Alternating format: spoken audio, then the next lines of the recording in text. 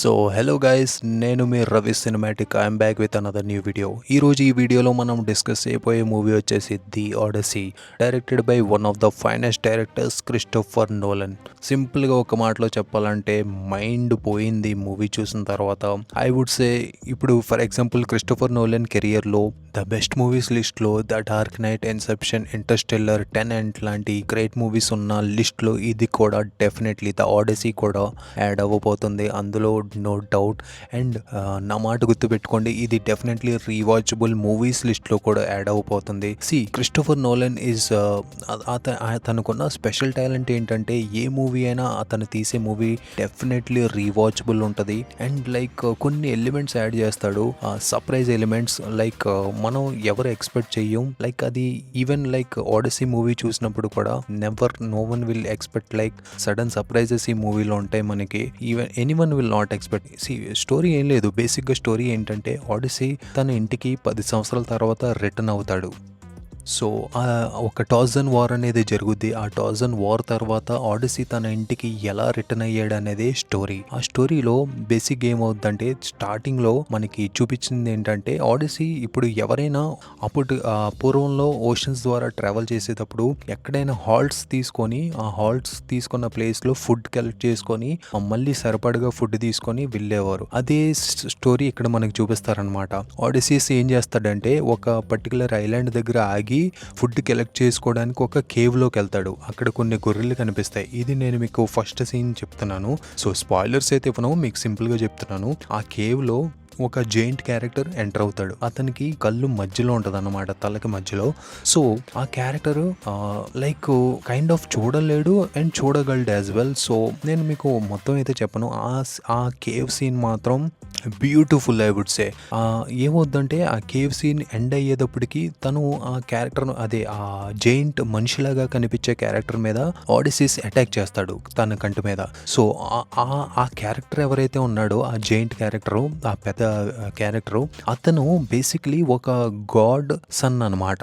So మనకి as per novel, ఆ novel ఆడిసిస్ నోవెల్లో రాసినట్టు ఏమని రాసిందంటే ఈవిల్ ఎవరినైతే ఆడిసిస్ అటాక్ చేశాడో ఆ సన్ని, దేవుడు ఒక సన్ని, అతను ఆ దేవుడికి ఆ మాట చెప్పగానే వాళ్ళ నాన్న ఆడిసిస్ కి శాపం పెడతాడు. నువ్వు ఇంటికి త్వరగా చేరవు, నీకు చాలా అడ్డంకులు వస్తాయి నువ్వు ఇంటికి వెళ్ళేటప్పుడు నీ దారిలో అని చెప్పేసి శాపం పెడతాడు. కానీ ఆ సీన్ అనేది మనకి ఈ మూవీలో చూపించలేదు రెఫరెన్స్గా.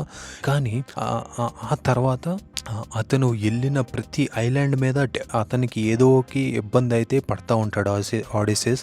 అండ్ లైక్ మనం ఇది movie one of the most beautiful scene అనేది చెప్పుకోవాలి. లైక్ ఎవరు ఎక్స్పెక్ట్ చెయ్యరు నెక్స్ట్ ఏం జరుగుతుంది అనేది. అండ్ జరిగిందప్పుడల్లా డెఫినెట్గా మనకి సర్ప్రైజెస్ అయితే ఉంటాయి. అండ్ అనదర్ సీన్, ఈ మూవీలో 2 బెస్ట్ సీన్స్ ఉన్నాయి, I would say the climax and the Tarzan horse scene. ఆ టార్జన్ హార్స్ సీన్ అయితే I'm a fan of it అనే చెప్పుకోవాలి. లైక్ అది అయితే ఎవరు ఎక్స్పెక్ట్ చేయరు, ఎందుకంటే Christopher Nolan is good in playing surprises. అతను మనకి స్టార్టింగ్లో ఆ టార్జన్ హార్స్ సీన్ని నార్మల్గానే చూపిస్తారు, కానీ నేను మీకు ఇక్కడ స్పాయిలర్ ఇవ్వను. కానీ అది మధ్యలో మనకి మళ్ళీ చూపించినప్పుడు అది అన్ఎక్స్పెక్టెడ్, అది నేను ఎక్స్పెక్ట్ చేయలేదు. ఆ తర్వాత క్లైమాక్స్, ఈ మూవీకి one of the most highlight ఏంటంటే మూవీ యొక్క క్లైమాక్స్ అనే చెప్పుకోవచ్చు. క్లైమాక్స్లో లైక్ లిటరల్లీ ఇక్కడే ఈ మూవీలో మనం స్టార్టింగ్లో మాట్లాడుకున్నట్టు రామాయణ రెఫరెన్సెస్ ఏమన్నా ఉన్నాయా అంటే ఐ వుడ్ సే ఎస్ అని అంటాను, యాజ్ వెల్ యాజ్ నో అని కూడా అంటాను. ఎందుకంటే రామాయణ రెఫరెన్సెస్ని అంటే జనాలు ఎలా చూస్తున్నారంటే ఆడిసిస్ ఏంటంటే ఒక బాణం ఎత్తి ఆ బాణంకి దారం చుట్టాలన్నమాట. అది చాలా స్ట్రాంగ్గా ఉంటుంది ఆ బాణం. ఎవరు దానికి ఇప్పుడు దాకా బాణం అనేది చుట్టలేకపోయారు, ఓన్లీ కేవలం ఆడిసిసే అది చేయగలిగాడు. సో బేసిక్లీ అది చూసి అందరు ఏమనుకుంటున్నారంటే సేమ్ రామాయణంలో రాముడు బాణం ఎత్తి ఎలాగైతే బాణం వేస్తాడో చేప కళ్ళులో, సేమ్ అదే సీన్ని రిఫరెన్స్గా క్రిస్టోఫర్ నోలన్ తీసుకున్నాడని అంటున్నారు. కానీ ఐ వుడ్ సే నో, అది మనం జస్ట్ ఒక ప్యారలల్ సీన్ కింద చూడొచ్చు, but not a direct reference to రామాయణాన్ని మనం గుర్తు చేసుకోవాలి. ఎందుకంటే ఇక్కడ కూడా ఇంకొక సీన్ ఉంటది. అతను ఆడిసిస్ ఎవరైతే ఉన్నాడో అతను ఆ బాణం ఎత్తిన తర్వాత, ఆ దారం కట్టిన తర్వాత సేమ్ రాముడికిలాగే ఇతను కూడా ఒక బాణం వేస్తాడు ఒక టార్గెట్ మీద. సో అది కూడా కైండ్ ఆఫ్ రిఫరెన్స్ అంటున్నారు. But like I would say not in direct reference, but you can see it in a parallel way. So ఆ 2 సీన్స్ అండ్ లాస్ట్ క్లైమాక్స్‌లో తన క్రౌన్‌ని మళ్ళీ క్లెయిమ్ చేసుకునేది ఉంటది సీను. అది మాత్రం హైలైట్. ఎక్సలెంట్ యాక్షన్ సీన్ ఉంటుంది క్లైమాక్స్లో, చాలా న్యాచురల్గా ఉంటుంది. ఆ తర్వాత క్యాస్ట్ వైజ్ యాక్టింగ్ గురించి మాట్లాడితే ఆడిసెస్ క్యారెక్టర్ చేసిన మ్యాట్ డేమన్ మాత్రం లైక్ తన ఫిజిక్ని చాలా బాగా ట్రాన్స్ఫార్మ్ చేశాడు. పూర్వంలో మనుషులు ఎలాగైతే లీనియర్ అండ్ మస్కులర్గా ఉంటారో సేమ్గా అలాగే తన బాడీని ట్రాన్స్ఫార్మ్ చేసుకున్నాడు. అది మాత్రం చాలా బాగుంది. And coming to his acting, he is the main stealer of the show అని చెప్పుకోవచ్చు. తనే ఈ మూవీకి one of the heart, so main heart I would say. So acting అయితే చాలా బాగా చేశాడు, నో డౌట్. ఆ తర్వాత సెకండ్ మెయిన్ లీడ్ క్యారెక్టర్ గురించి మాట్లాడాలంటే అదే హీరోయిన్ క్యారెక్టర్ చేసిన యానీ హ్యాథ్వే ఒక character. She is one of the most important character in this movie అని కూడా చెప్పుకోవచ్చు. చాలా బాగా చేసింది ఆవిడ కూడా. ఆ తర్వాత మన స్పైడీ బాబాయ్ గురించి మాట్లాడితే మన టామ్ హాలండ్, మనోడిని ఈ మూవీలో చితక్కొట్టేస్తూ ఉంటారు ఎవడ పడతాడు, కానీ అతని క్యారెక్టర్ కూడా బాగానే ఉంది. టామ్ హాలండ్ క్యారెక్టర్ కూడా చాలా బాగా ప్లే చేశాడు. మోస్ట్లీ ద మెయిన్ క్యారెక్టర్ మన ఆడిసిసే, సో అతనిదే మొత్తం స్టోరీ కాబట్టి. కానీ కొన్ని పర్టికులర్ సీన్స్ ఉంటాయి, సర్ప్రైజ్ ఎలిమెంట్స్ ఉంటాయి, అది మాత్రం totally unexpected. As we all know Christopher Nolan things అనే చెప్పుకోవచ్చు.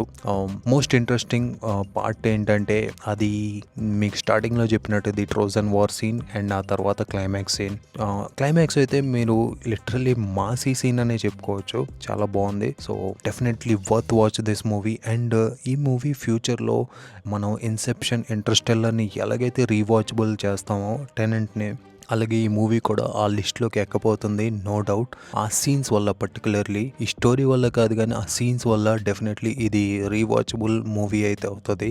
So acting wise and storytelling wise everything was top notch. And Christopher Nolan గురించి చెప్పేదే ఉంది, he's one of the most famous and finest directors in this world. So డెఫినెట్లీగా మీలో ఎవరు ఈ movie చూడలేదనుకుంటే వెళ్ళి చూడొచ్చు without a single thought. So ఇది నా ఎక్స్ప్లెనేషన్. నా వీడియో కనుక మీకు నచ్చితే డెఫినెట్గా ఈ వీడియోని లైక్ చేసి షేర్ చేయండి. నేను మీ రవి సినిమాటిక్స్ సైనింగ్ ఆఫ్.